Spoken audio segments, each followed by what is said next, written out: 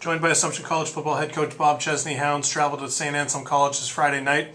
Team's coming off a close loss last Friday to New Haven by a 3-point margin. Obviously, you never like to lose a close game like that, but after having a week to look back and watch the film, what are some of the positives that you take away?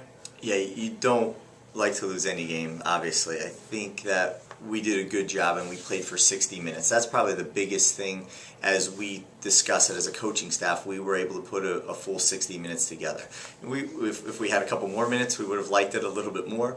At the same time, there were the previous games we've put a good amount of time together, but we've come up that 4 or 5 minutes short, at certain times. And I think that for us throughout that game, we played a complete 60 minutes. We just got to be able to do that again here.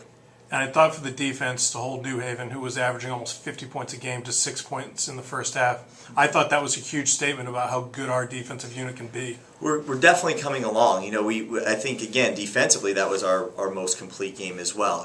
As we applied pressure, we did it well. Our coverage was good. I thought that overall, the entire, our effort on the defensive side of the ball was good. Our fundamentals were probably the biggest thing that we discussed. Just our ability to get on blocks, get off blocks, and tackle were things that really, stood out in that game as well. And then offensively, we talked about the running game, it seems, every week here, but it's been different guys kind of stepping up.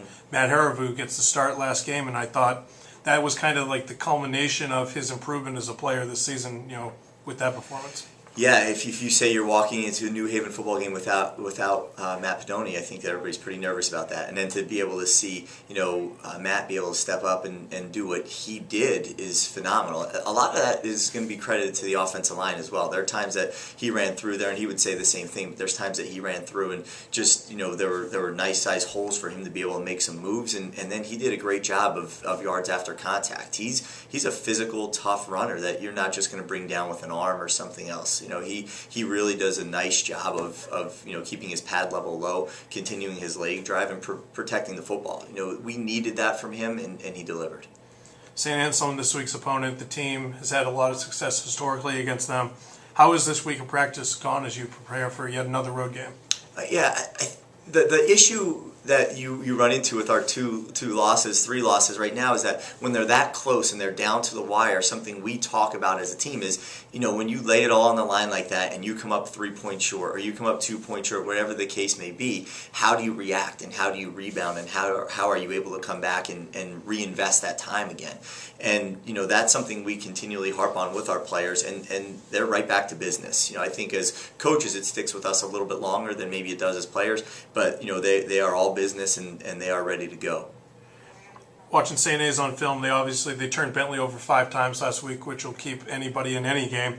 They also have a potent offense. What do you think we need to do well this week to be able to stop them? It's exactly that. We got to be able to run the football. I think teams have had success running the football, and then we have to be able to run the football. We got to be able to stop them from running the football, force them into situations where they got to go up top, and hopefully we can create some turnovers, and we have to protect the football. Those are the 3 things we continually talk about. But we definitely can't be in a situation where we turn the ball over 5 times, or anybody turn over 5 times, and expect to win that game. They played their most complete game as well last week, and I think not only on offense and defense, but on special teams as well. And I think that's something that we're walking into a tough situation with them, because they are probably, as far as confidence is concerned, they're at the highest point they've been throughout this season. I think we are too, though. So I think those are 2 things that really match up well, and now it's just going to be a matter of seeing what our guys can do when they step foot on the field on Friday. And you've talked about some of the things generally as a team we need to do.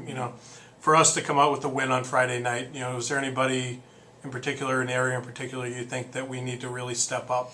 No, I think it's just for us to be able to, put it all together once again. Not just on offense, not just on defense, but special teams and all at the right times. And be able to not have one side of the ball picking up the other side of the ball or vice versa, but to have everybody clicking on all cylinders. That's something, again, that I feel like our confidence is high. I feel like we put ourselves in a position now that we do have confidence in what we're doing. We know what we're doing, and we're just trying to be more fundamentally sound right now and put ourselves in the best situation to have that victory possible.